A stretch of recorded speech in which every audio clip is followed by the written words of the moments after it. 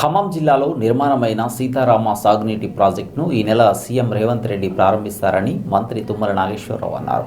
ఈ క్రమంలో వైరాలో జరిగే సభ ఏర్పాట్లను తుమ్మల పరిశీలించారు. ప్రాజెక్టు ప్రారంభం అనంతరం జరిగే సభలో సీఎం రేవంత్ 2 లక్షల రుణమాఫీని ప్రారంభించనున్నట్లు చెప్పారు. తమది రైతు ప్రభుత్వంగా పేర్కొన్నారు. సీఎం సభకు పెద్ద ఎత్తున జన సమీకరణ చేస్తున్నామని, సభకు వచ్చే వారికి ఇబ్బందులు లేకుండా ఏర్పాట్లు చేస్తున్నట్లు తుమ్మల తెలిపారు. సభకు సంబంధించి అధికారులకు, పార్టీ నాయకులకు మంత్రి పలు సూచనలు, సలహాలు చేశారు.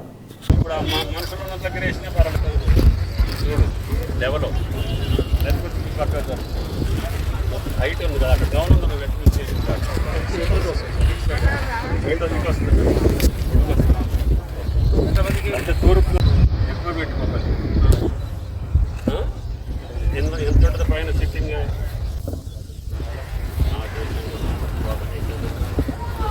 చేస్తారు. ఆ డిజైన్ చేసి పంపించమని చెప్తాను నీకు. దాన్ని ఫుల్ బ్యాక్ డ్రాప్ రావాలి.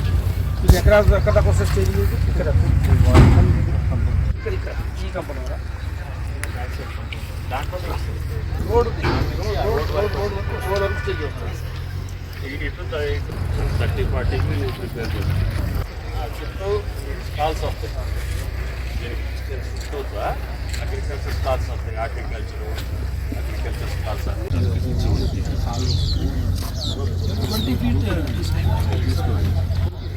ఎందుకంటే గయాసి దగ్గరలో ఉండే స్టాల్స్ అక్కడికి వచ్చి చూసుకొని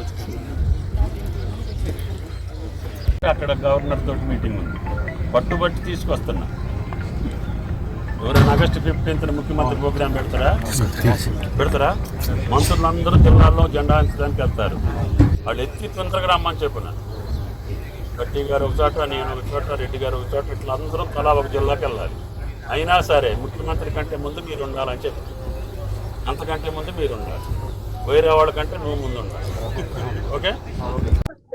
ఈ భారతదేశానికి స్వాతంత్రం వచ్చితే భారతీయులు ఎంత సంతోషపడ్డారో, అదే రోజు ముఖ్యమంత్రి గారు పట్టుదలతోటి 2 లక్షల లోపు రుణం ఉన్నటువంటి నా రైతాంగ సోదరులకి నేను రుణమాఫీ చేస్తాను అని చెప్పి ఆయన ఇచ్చినటువంటి వాగ్దానానికి అనుగుణంగా అదే రోజున రుణమాఫీ చేయాలనే పట్టుదలతోటి ఎక్కడ చేయాలా, ఏ రకంగా చేయాలి, మంత్రులందరూ జిల్లాల్లో వారి పతాకావిష్కరణలకు వెళ్తారు కదా, జాతీయ జెండాలు ఎగరేయటానికి ఏం చేద్దామని చెప్పి డిస్కషన్ చేస్తున్న సందర్భంలో ఆ రోజే గోదావరి జలాలు వైరా ప్రాజెక్టుకి రావటానికి అవి ప్రయత్నం చేస్తున్నాయి.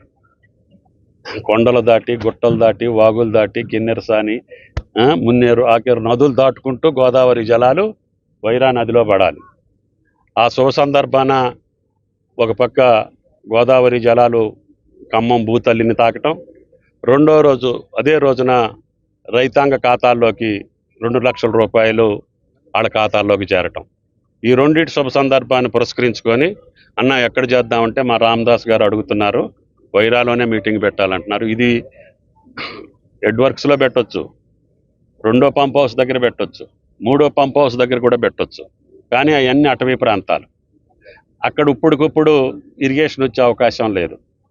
ఇరిగేషన్ వచ్చేది వైరా నియోజకవర్గం, మధిర నియోజకవర్గం, సత్తుపల్లి నియోజకవర్గానికి ఇప్పుడు ఉన్నటువంటి తయారైనటువంటి పంప్ హౌస్ల ద్వారా వస్తాయి. రేపు భవిష్యత్తులో జూలూరుపాటు టన్నెల్ అయిపోయిన తర్వాత మిగతా జిల్లా మొత్తానికి వెళ్తాయి. మేము ముఖ్యమంత్రి గారిని ఏం అడగదలుచుకున్నామంటే, ఇరిగేషన్ మంత్రి గారిని, ముఖ్యమంత్రి గారిని, ఈ వైరా జూలూరుపాటు టన్నెల్ వరకు పూర్తయినటువంటి కాలువకి డిస్ట్రిబ్యూటరీస్ ఈ సంవత్సరం మొదలు పెట్టాలి.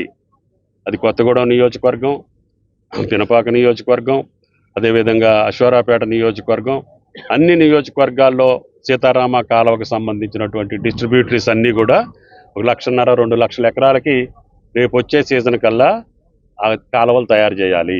ఈ టన్నెల్ పూర్తయ్యే లోపల వైరా ప్రాజెక్టు కింద ఉన్నటువంటి నాగార్జున సాగర్ ఆయకట్టు మొత్తానికి, లంకాసాగర్ ప్రాజెక్టు కింద ఉన్నటువంటి ఆయకట్టుకి, మధ్యలో ఉన్నటువంటి మైన్ ఇరిగేషన్ చెరువులన్నిటికీ సుమారు 1.5-2 లక్షల ఎకరాలకి గోదావరి జలాలు భవిష్యత్తులో, ఈరోజు అదృష్టవశాత్తు కృష్ణమ్మ కరుణించింది. ఈరోజు రేపు మీకు 15వ తారీఖు కల్లా కృష్ణమ్మ జలాలు కూడా మీ వైరా ప్రాజెక్టులోకి వస్తాయి. అదే రోజుకి గోదావరి జలాలు కూడా మీ వైరా ప్రాజెక్టుకు వస్తాయి. ఆ శుభ సందర్భాన్ని పురస్కరించుకొని ఎమ్మెల్యే గారి కోరిక, జిల్లా అధ్యక్షుల కోరిక, మేము మంత్రులను కోరిన మీదట ముఖ్యమంత్రి గారు ఆ రోజు ఆయనకి టైట్ ప్రోగ్రాం ఉంది. 11 దాకా గోల్కొండ మీద ఆయన జాతీయ పతాకాన్ని ఆవిష్కరించి తెలంగాణ ప్రజలను ఉద్దేశించి ప్రసంగించి అక్కడ ఉన్నటువంటి కార్యక్రమాలు పూర్తి చేసుకొని నేరుగా గోదావరి తల్లి దగ్గరికి రావాలి. గోదావరి తల్లి దగ్గర నుంచి కృష్ణమ్మ తల్లి గోదావరి తల్లి కలిసే సంగమం చూడాలి, మీ వైరా ప్రజలను చూడాలని ఆయన ఆనందం. ఆయన మాటల్లో కూడా చెప్పాడు, నాకు ఖమ్మం జిల్లాకు వస్తే నాకు సంతోషంగా ఉంటుంది, ఆనందంగా ఉంటుంది అన్న, ఆ రోజు నేను ఖమ్మం వస్తాను అని చెప్పి ఆయన అడిగారు. కాబట్టి ముఖ్యమంత్రి గారి యొక్క వాగ్దానం రుణమాఫీ, ఈ జిల్లా ప్రజల యొక్క చిరకాల కోరిక గోదావరి జలాలు వైరా గడ్డ మీద మీ అందరి సమక్షంలో జరగటం మా అదృష్టం. కాబట్టి ఆ కార్యక్రమానికి మీరు ఈ వారం రోజులు ఎంతవరకు ప్రచారం చేస్తారో